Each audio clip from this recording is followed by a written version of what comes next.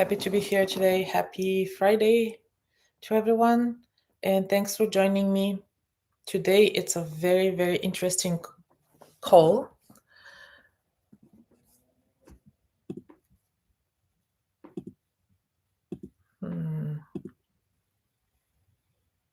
Nope, it's not going to work. What happened? All right, it doesn't matter. Let's just focus on the talk today. Today's talk is very, very special. We have been covering different patterns of generational cycles, and today I'm going to be speaking more about the addiction. We left the addiction on its own because I think it's very, very important to have enough time to talk about addiction and to address everything that we want to talk about. All right, so before I go, and while everybody else is joining, let me introduce myself. I'm Diana Oskov. I'm a rapid transformational therapist, a life coach, and clinical hypnotherapist. I specialize in the generational cycles, which include all those limiting beliefs, repeating patterns, stuck emotions, and feelings that are affecting our lives and our future as well. What this looks like in a very, very short, brief description. Those are the emotional and mental seeds that our parents plant in us very early on in our childhood. And in some families, those are the seeds of love and respect and independence. For many others, those are the seeds of fear, obligations, guilt. And as we grow, those seeds grow with us and they turn into weeds. Of course, not all of them. Some of them turns into weeds. Those who have been seeds of fear and obligations and responsibilities or of guilt turn into weeds, and those weeds are just taking over our garden that we need to maintain clean and well. So today we're going to be talking about addiction. It's all about addiction and all kind of different addictions. I have been working with addictions. Addiction is very close to my heart based on my dad's case. So there's a lot to cover.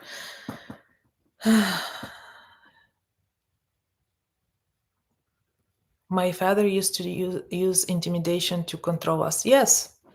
Mm-hmm.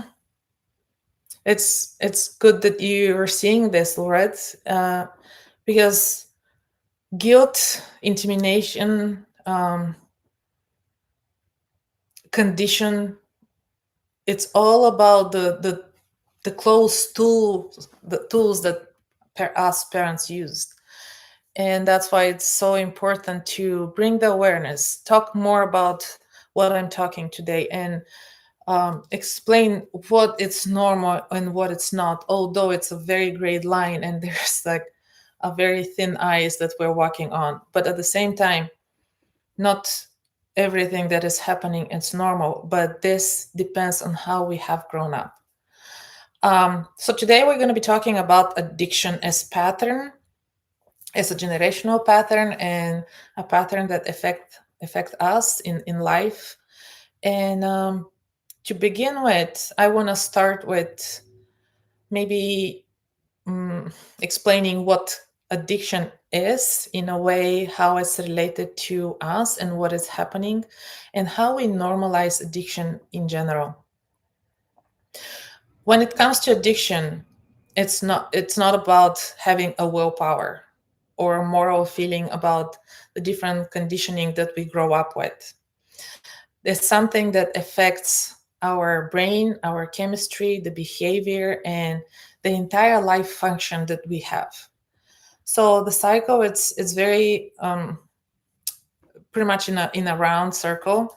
It's you reach out to something, you have a temporary relief or pleasure, and then you have some consequences out of this, of course, and then you need more of it. More, you get used to that to cope, and you reach out for more.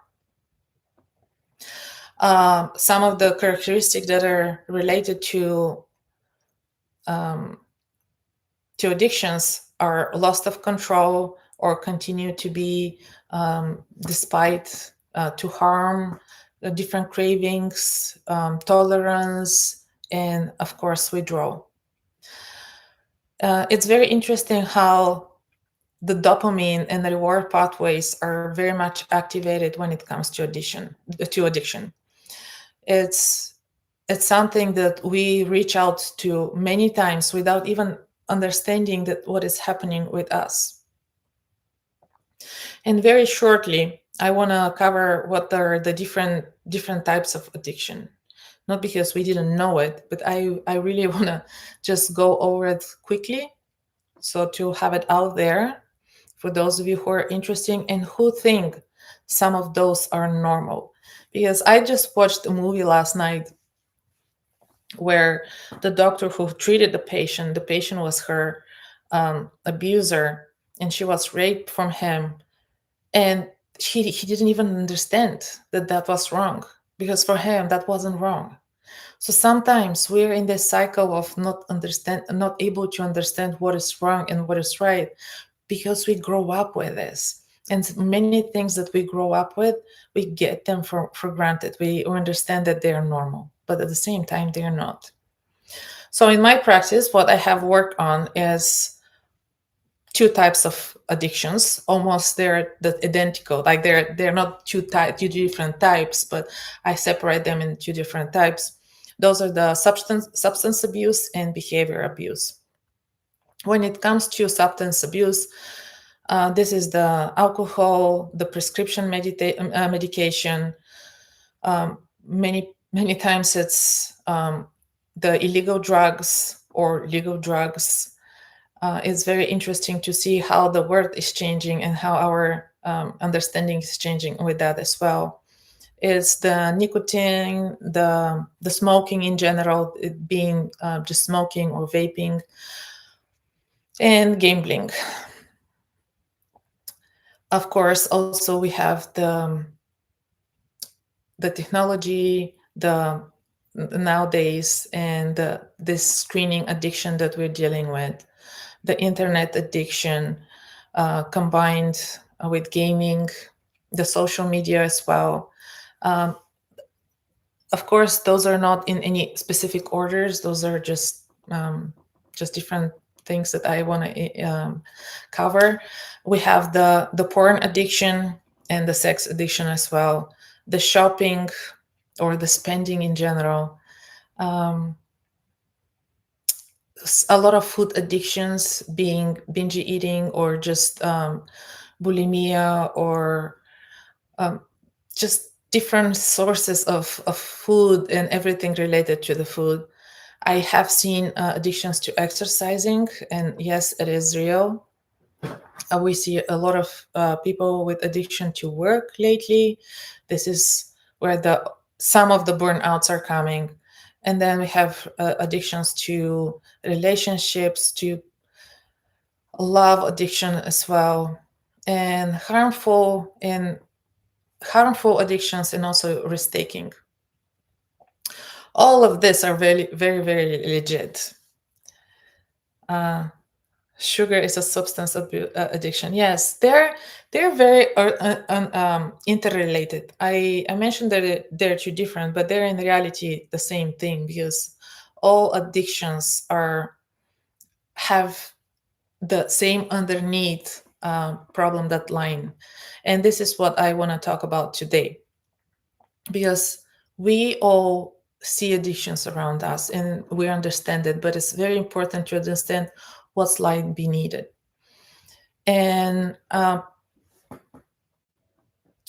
what all addictions share in common is the desire to escape, this escape mechanism that is running from the pain, from the trauma, from the different experiences that we have in our life, running from anxiety, or just anything that has happened to us without us always understanding what exactly is, and has been painful for us. This numbing portion of those experiences that stay with us and push us into some kind of addictions. And everything sometimes starts very small. Starts very small. We start with escaping one or twice, and then it starts to repeat, and it playing on this repeat for a very very long time, feeling that it's impossible to stop. Many time, the main thing with addiction is that many of the people who are struggling with this are dealing with denial. I can't stop. Many of us think that we can stop anytime we want, but that's actually not true, because when we need to escape, we start circling this loop, and this loop also brings us to a lot of isolation, broken trust, and often the loved ones that are around us are being hurt one way or another. So it's very important to start seeing things and being more real with ourselves first, and then with people around us. The more we stay in this condition, the more guilt the more we feel the guilt, and the more feel the guilt is feeding more and more addictional behavior. So the cycle is very detrimental. The one thing that I see in my practice, and I really want to speak about different real examples, is a lot of alcoholism. And when it's alcoholism, with the one thing that worries me a lot with alcohol is this is the most social accepted addiction that we have out there, based on what I see through my practice, of course. And we all seems to normalize this. We just Many families move on with the idea that just this is how we are. This is have been in our family for generations. This is something normal, but it's not normal. Accepting this as normal, it's very damaging to the entire family. And sometimes we see the patterns and we normalize the patterns. That's the problem. We see the grandpa drinking, we see the dad drinking, and everybody else just get it as normal, just normal excuse that has been around from generation to generation and keep on repeating. So for me, I think that there's no family that is protected from addictions, and addiction is something that has been um, clinically proven, that has been passed down from generation to generation, up to 6 or 8 generations, which is very, very scary. But at the same time, I'm still a very strong believer that we're the one in control, and we should be able to steer the steering wheel the way we desire to. Um, what else? Drinking.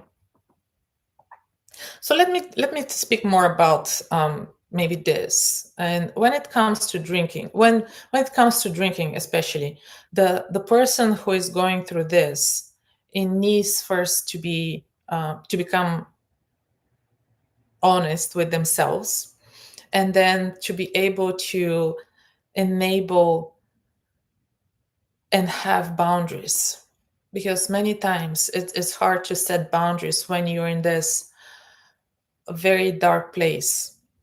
You have hard time talking openly about what is happening with you, what exactly you're dealing with, because many times you don't know. And I think that's why it's so important to be talking very openly about addictions as a disease, not just not make it a secret that is not don't let's not make it a normalized secret that is normalized and it's part of the normal behavior, because it's not. You don't I don't want people to live with the idea that this is something that has been normal about our family, and then we're just passing it down through protecting the addicted person and normalizing their life as a cost of everybody around in this family.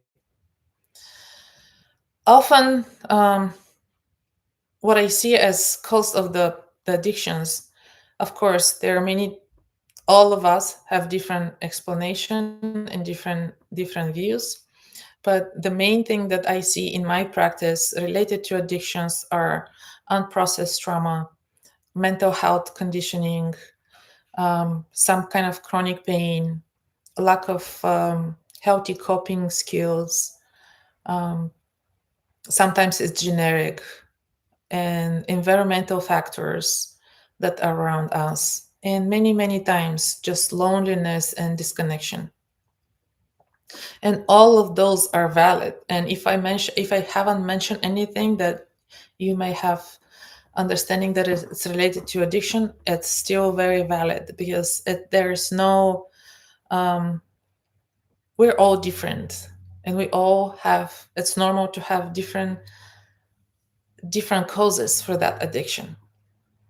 But the most profound thing that I work in my practice, it's what line beneath this, what line beneath all of this, and what is pushing people to reach out to those substances.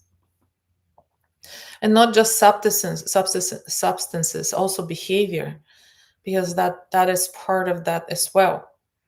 In underneath everything, there are three factors usually.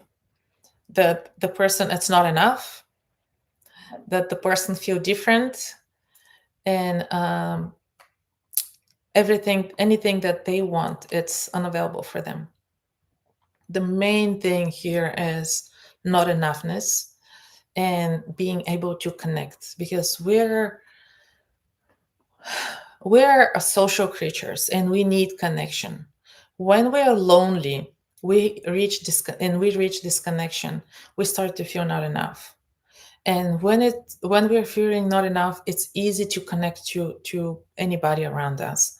But it's much easier to connect to the internet, much easier to connect to the slot machines, much easier to connect to the chocolate or to candy or to alcohol, to needles, or any kind of food obsessions.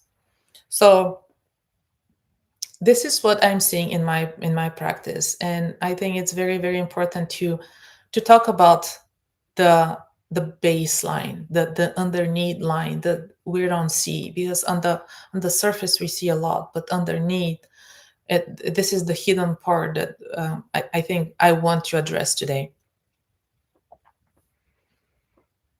Since you're covering alcohol, what about cannabis? For some people, it's just hubbling, habitual, like having a coffee. Though may that coffee though may that coffee addiction. Um, I haven't worked with cannabis addictions, and I really cannot really speak from real examples. But you're right. This is just like any other addiction, and if it's taken in small dose, when it's like for medical reasoning, I see it working a lot, and it's developing. It's really as not as damaging as the medication that is providing the same relief. But at the same time, if you use it for a long time, it's very it's addiction. It started to be addiction because you're escaping something, you're escaping the pain. And if you're escaping the pain, then you're doing it over and over and over again. Especially for the coffee addiction, I do see coffee as addiction as well. That might be as addiction as well. But it all depends what you're looking for. Are you able to escape with the coffee, or are you able to get that hype sense of caffeine that your body needs it? And sometimes it's just the pleasure of having the coffee. Um, so yes, I can see where you're coming from, and I really hope that makes sense, Henry. Let me know if I was able to answer your question. Um, Also especially for the cannabis and for any of the versions of it, sometimes there have been studies on that people who used to smoke and stop smoking, and then for some reason go and have, for many times it's for medical reason, go and try the cannabis, they stay addicted to the cannabis the same way how they have been addicted to the smoking. Yes, yes. All right. So I was talking about the baseline, not enoughness. Where this not enoughness can come is it usually comes from very early on, and just feeling alone, disconnected. It's easy to connect to those slots machine, as I mentioned, and sometimes we're just escaping to find to be enough. Many times I see some specific cases when I see not enoughness is especially when you haven't been loved as a kid, you didn't have friends, or you didn't able to have connection. You need more of something, and when this something it's unexplained, because many of us are not raised to understand feelings and emotions, then we reach out for something, and that's something that's quickly and easier to be the glass of the drink, the smoke, to buy stuff. A lot of addictions with buying, especially in America, a lot of addiction with overbuying stuff without any need, or holding to stuff. I watched a short video from a gal who is trying to clean up her husband's grandmother house. it's it's a sickness to have so much stuff. She has been going for weeks and have been trying to clean up this mess, that you just go and buy stuff without even needing it, and you store it somewhere and you forget that you have it. And then there's different things going on there. Then you have the problems with the credit cards and credit scores, and you're in this never ending circle, just because you felt not enough, and you thought that when you go and buy stuff, or when you go and reach out to the alcohol, it's going to help you feel better. Many times it's the eating. I see the eating. I For those of you who don't know me, I grew up in Bulgaria. It's a small country in Eastern Europe, and I grew up during the communist regime. After the communist regime collapsed, um, everything disappeared from the stores. Everything disappeared, and it wasn't like the stores here in America when COVID hit. It was nothing. It's like empty, completely empty stores. We were buying bread and milk with coupons, and that time it's very left many people, including myself, with very scary memories of this hunger. Although I haven't been hungry, there is a fear of hunger in me that I carry with. I'm working on it. It's not easy to overcome, but definitely it's out there. So I have understanding for people who reach out for comfort in food, and food is comfort. But I think also we have wrong associations when it comes to comfort. Speaking of addictions in food, anorexics probably is the it's a mental illness, of course, but it's one of the hardest one to treat, because it's so complicated.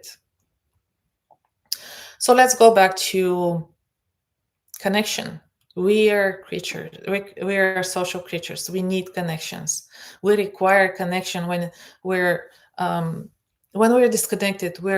We start to feel not enough, and then all the fears we have, they surface out much more. And for many people, that disconnect, for many of us, we felt that huge disconnect over COVID, very pronounced. And that was the hard time, because many of us got disconnected, and we start to feel not enough. And but at this point, it's very important to reach out and to connect with people, not with objects. not with behavior, different behavior, but with people. When you feel enough, you don't need to be praised. Um, you don't need anything to help you escape the current situation. You feel good. You don't have to eat 10 Snickers. You don't even have to eat one when you feel enough. So often addiction are just masking the situation and minimizing those emotions that we are not quite even understanding. Often people who are struggling with addictions, they are numb. They don't feel anything. It's hard to understand the feelings that you have in you, the feelings that you may be struggling with, that you're stuck with, or have been bothering you. I have, and I have mentioned this before, but I have a client who came to me and he said, Diana, I don't have any feelings. I don't feel, but we all do. So it was very, relieving, releasing for him and relieving for me to see him start to get connected with those emotions, with those feelings that he has been pushing down for such a long time and just forgetting about it. So we all have, we all have it in us. We just have to allow ourselves to feel. And when you feel good with yourself. Um, and saying that, I also want to mention that all of this, it's very much connected to how we're seen and how we're accepted by the people around us. And in my practice, and also this is coming also from Marisa Peer, is there we belong in four ways. And those four ways are the career one, the brilliant one, the sick one, and the rebellious one. Those are the four ways we require connection. The career one is the one the type one who cares for everybody. And in every family, those four types exist. They may be um, coexisting together sometimes, but they do exist. And yes, with the time, it's possible to change as well. But it's very interesting to look at your family and see which types you have and which member of your family, which position it's taking. So the career one is the one that it's busy caring for everybody and worrying for everybody, and cannot be the addiction one. The brilliant one is the perfect student, the perfect kid, the brilliant one. So they're not often the person with addiction. The sick one is the one that is always sick, and by being always sick, it's having the taking the uh, being being seen, being seen by being sick. Because as a sick child, every parent cares for their sick child. And then we have the rebel ones. That those are usually the people with addiction, just because they're always those are the troublemaker as kids. Later on, they still are rebels, but they probably tune it down for many of the cases. Sometimes they stay, but this is the type that is most often open for addictions.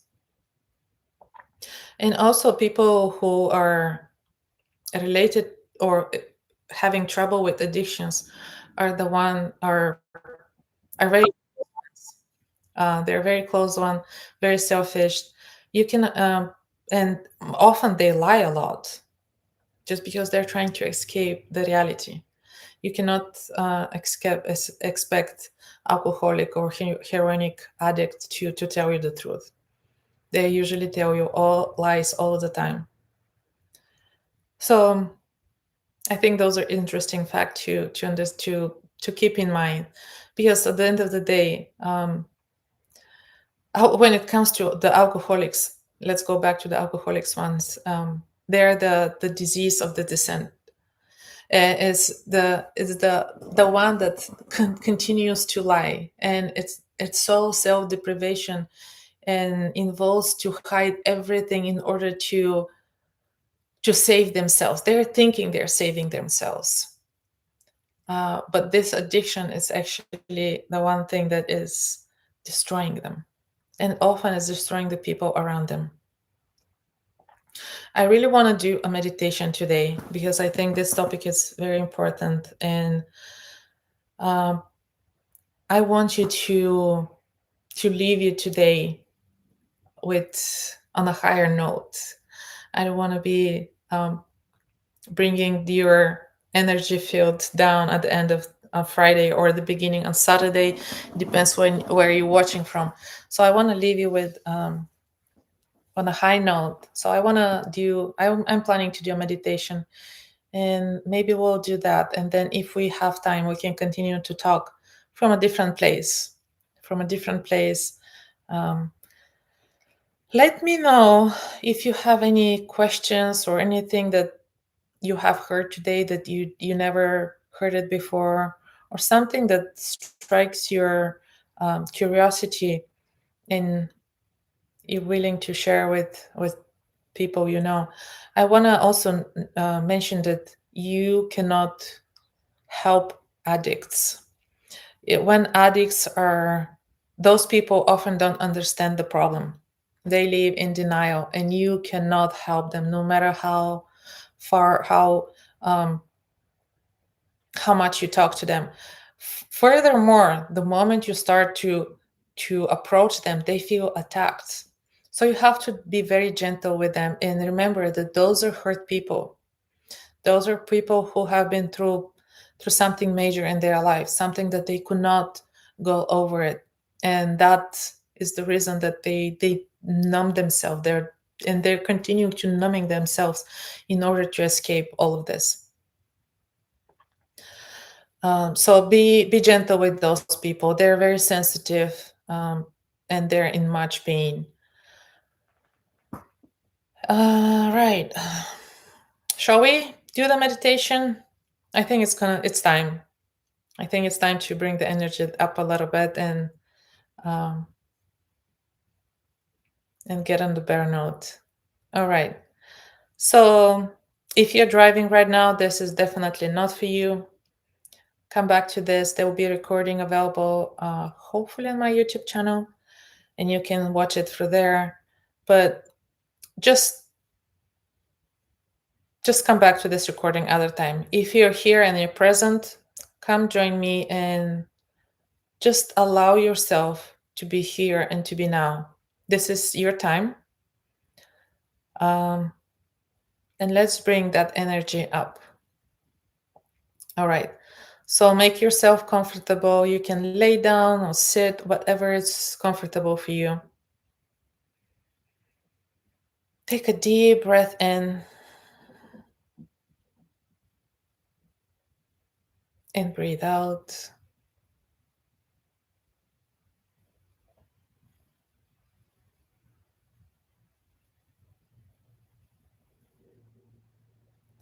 Breathe in again and breathe out. And notice how every time you're breathing in, your body, it's growing. The breath is going in through your body, filling up your entire body with air. It's rising. And then when you breathe out, your body is relaxed. Every muscle relax simply by breathing in and out.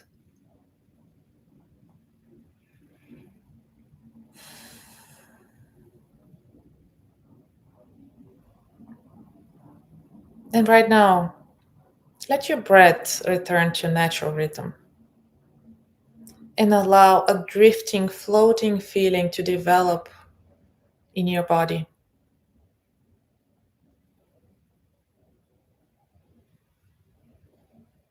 So as you go into this absolute relaxed state, as you go deeper into your awareness of yourself, I want to encourage you to visualize yourself as a newborn baby.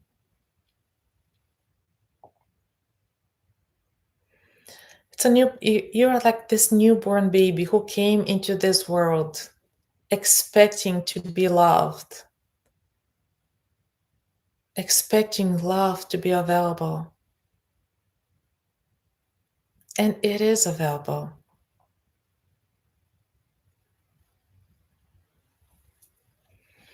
Every day, as you look into your mirror, you give yourself a statement of truth. I am enough. As you see it every morning, as you see it every night, yes, you say it in the shower, you think of it, you say it when you clean your teeth, you write it down on so many places, and every day you know that you are enough.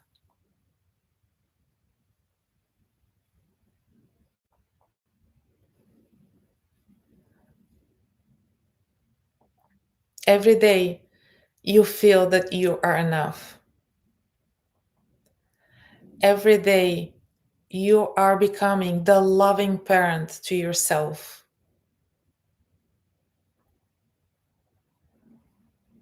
And every day you're telling that younger being, you're smart, you're enough, you're gorgeous enough, you're beautiful enough, you're handsome enough, you're intelligent enough, you matter, you matter, and you belong. You're meant to be here, and you have place in this world. You're meant to be here on this planet. You always have been enough, and you always will be enough.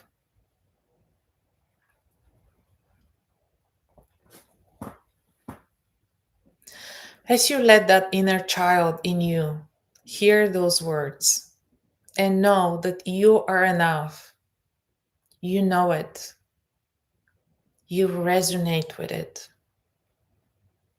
and everyone around you knows it too. You're not your past. You're not your childhood. You're not your body. You're not your age. You're not your weight. You're not your salary. You're none of those things. What you are is walking, talking expression of the statement, of that true statement that you're saying to yourself every single day. You are enough. I am enough. And you say it with certainty. I am enough. You say it with unshakable conviction and confidence because it is true. You are more than enough. You always have been, and certainly you always will be. And you help so many people around you to know that they too are enough.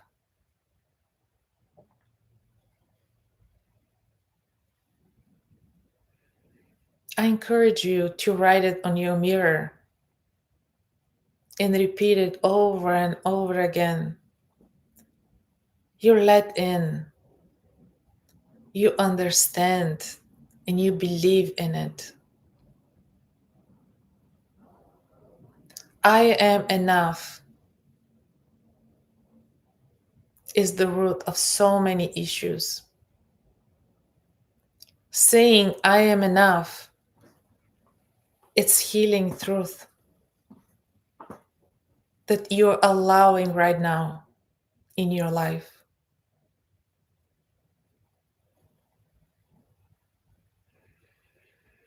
There is no issue in your life that you cannot overcome by simply believing in the truth that you are enough. It's strength, and at the same time, it's simplicity.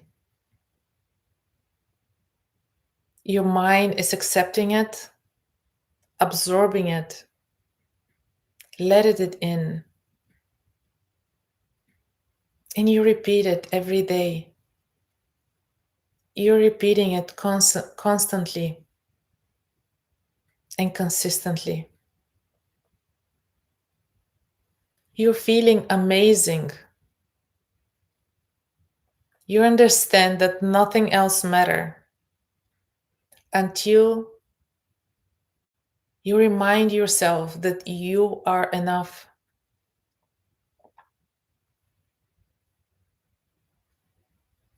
You know that you are enough.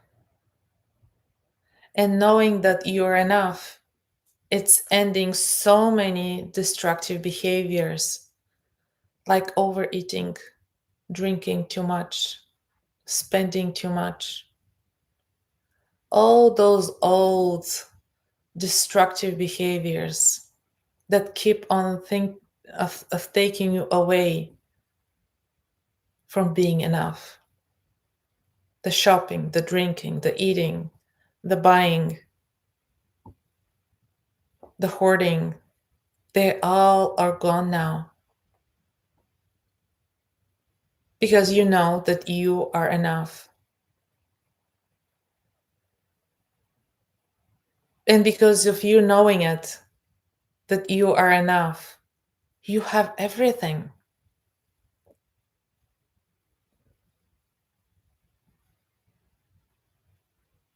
It's the only thing that really need to change.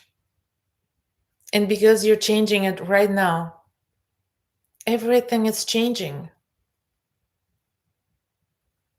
Your relationships are better. Your work is better. Your relationship with yourself is better.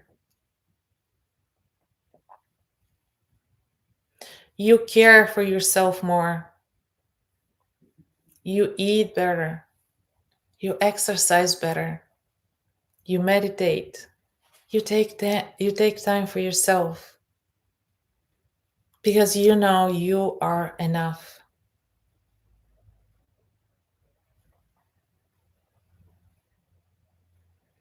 And because you know you're enough, that makes you determined to be that person that you are, deserving to be real, unleashing your talent, unleashing your success.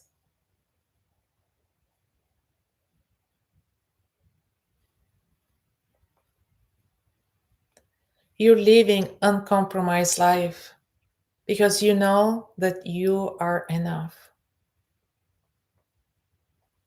You tell your mind over and over again that you are enough. And you know that your mind simply cannot, does not, and will not ever object to this statement of truth. I am enough.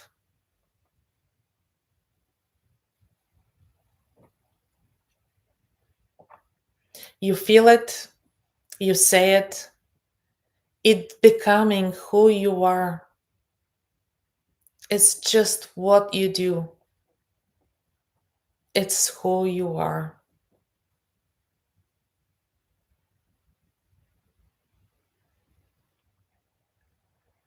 You know that you are enough. So just let yourself see it. you're enough. You feel that feeling enough. It recharge you. It set you free. So as you are stay in this absolutely relaxed state, you know that you are enough and it's available to you.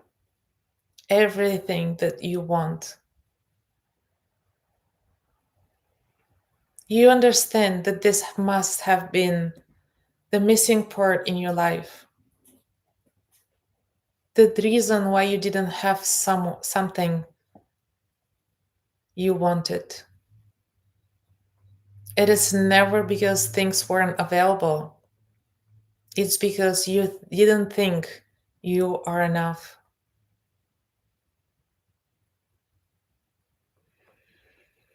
And now that you know this, that you are enough, everything is available to you. Love, recognition, success, money, compliments, prize. Simply everything is available to you because you are enough.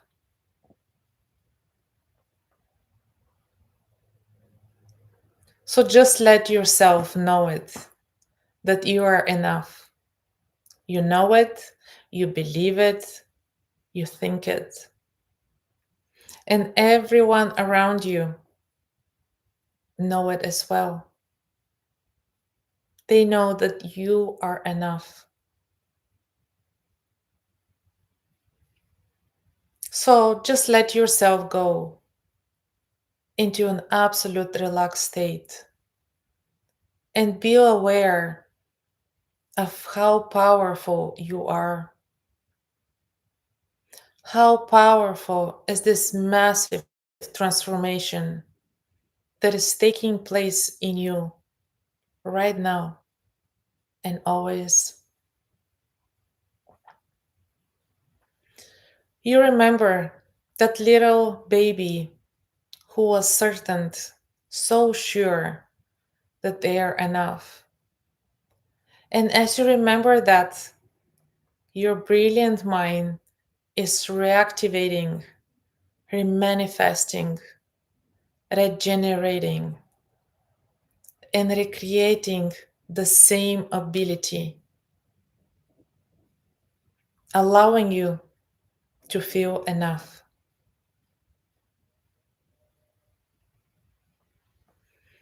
You know you are enough. You tell yourself every day that you are enough. You say it with conviction. You say it repeatedly. In your mind, lets it in. And as a direct result, you're developing excellent relationship, not only with yourself, but with others as well. You maintain and sustain the most incredible confidence that radiates from you and back to you.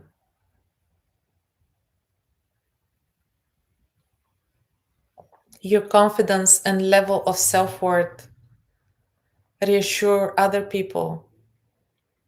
It reassures you that you have a resilient and inner confidence that radiates out of you. Your confidence is growing daily, and it's all arising from this ability to simply tell yourself that you are enough.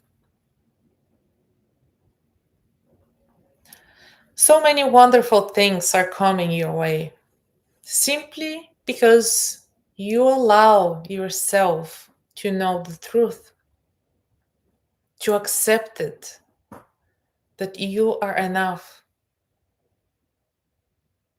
and have other people know it too.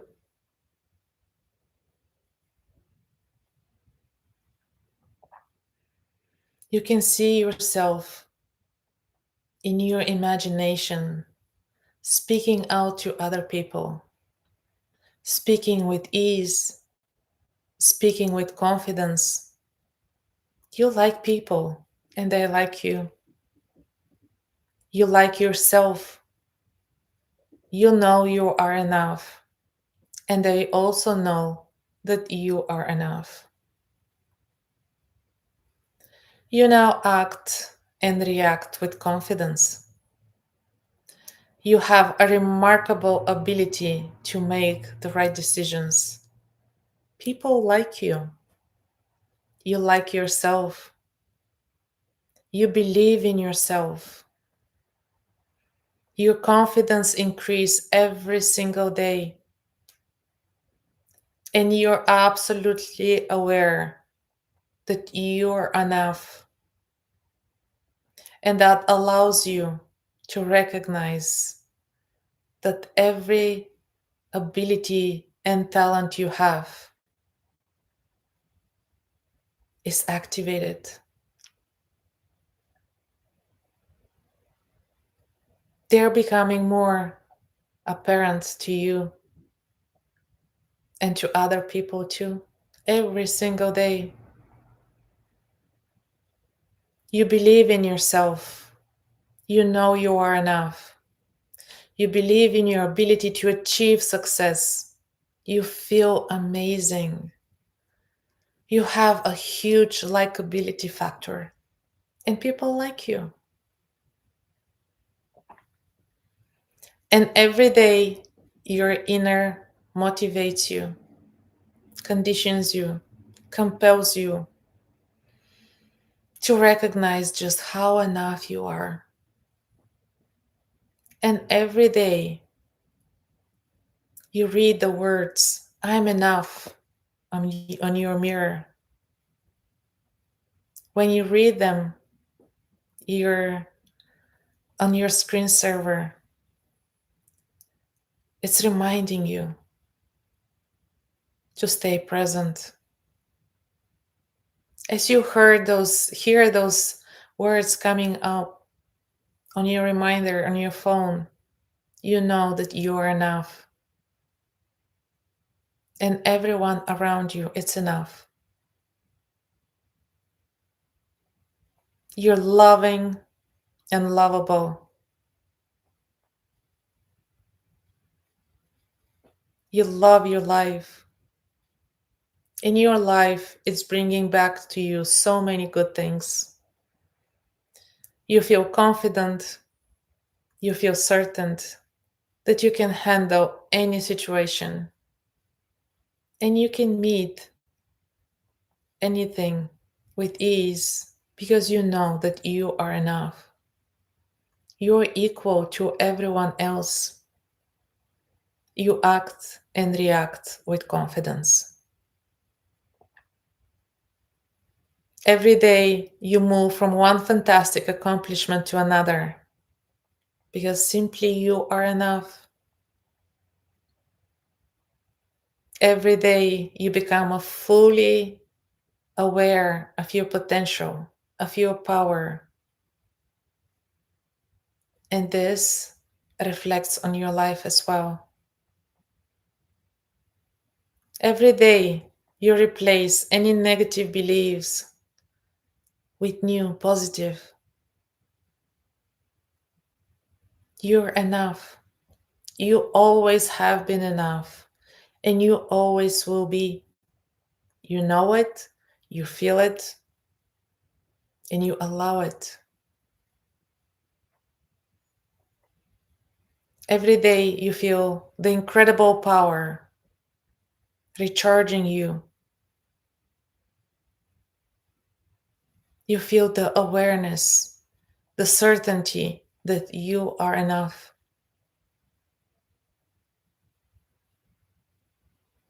Every day you think those thoughts, you hear those words, you see those images, you completely accept the suggestions and you know that you are enough.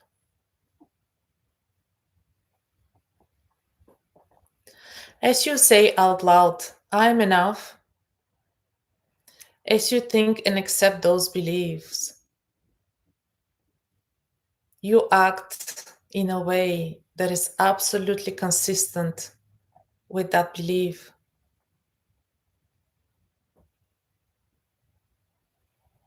And here is another one. I want you to repeat: I always will be enough. And here's another one. Now that I know I'm enough, everyone around me knows it too.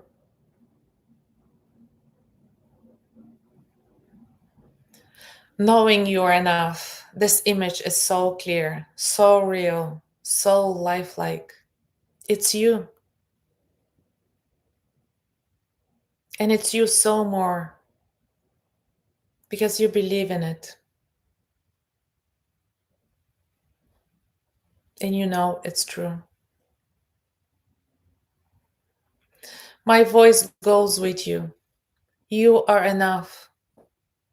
So knowing it, feeling it, believing it, when you're absolutely ready to accept it, to let it in, to make yourself a living, breathing, walking, talking expression of this statement of truth.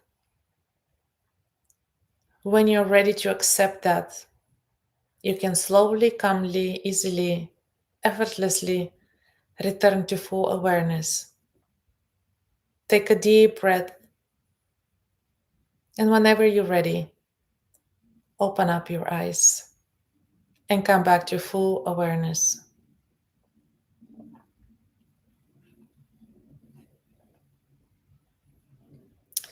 Welcome back, everyone. Let me know how you found this visualization. What do you think about it?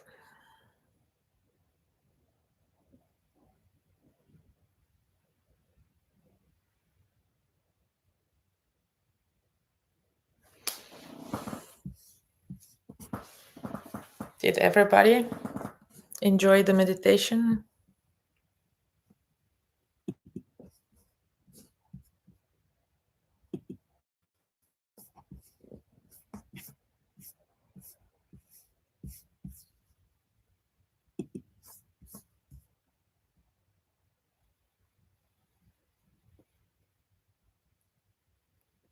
Oh, don't worry about it. There will be a recording, hopefully on my YouTube channel, so you can go and catch up with this again. And I will do a recording for Insight Timer as well. Great, Tanya. Tanya say I found it very empowering. Great to hear that. Awesome. Yes, it's all about empowering and all about believing that we are enough. Because the moment we start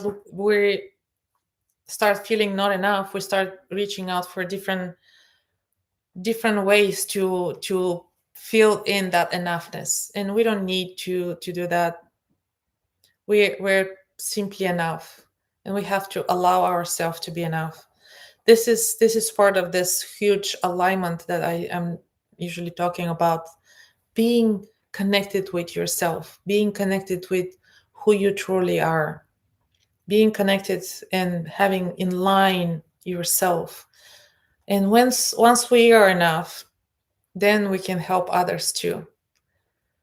But it has to start with us. We have to align ourselves first and then go help others. Did anybody have any questions or comments on addictions today? It has been interesting talk.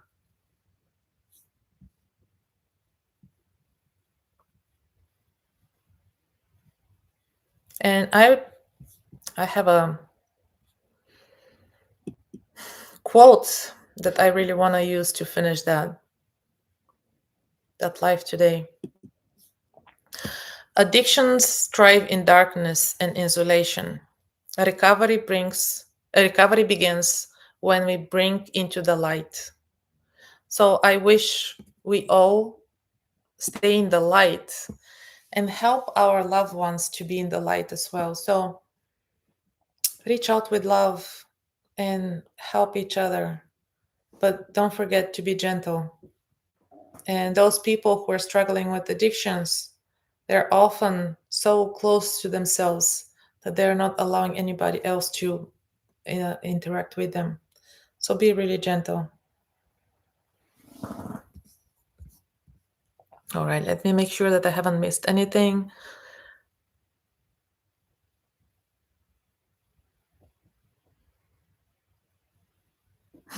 Speaking of babies, sorry, off topic, but I'm excited talking about starting a family. Oh, great, Florence. This is amazing.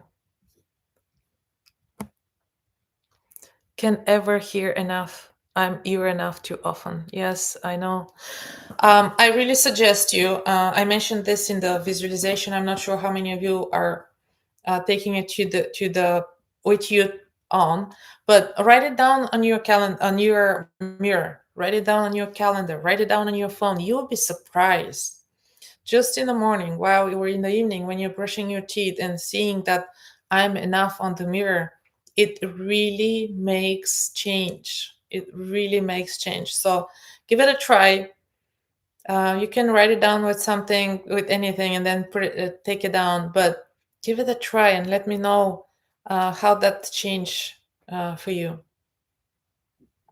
But yeah, remind yourself that you are enough, just the way you are. You're so unique, so beautiful, and so smart, just the way you are. All right, everyone. Thank you very much for joining me today. I really appreciate it.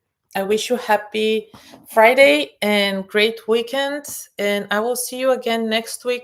If you have questions about generational cycles, come join me on Tuesday, I believe. Let me see if I can post the card here.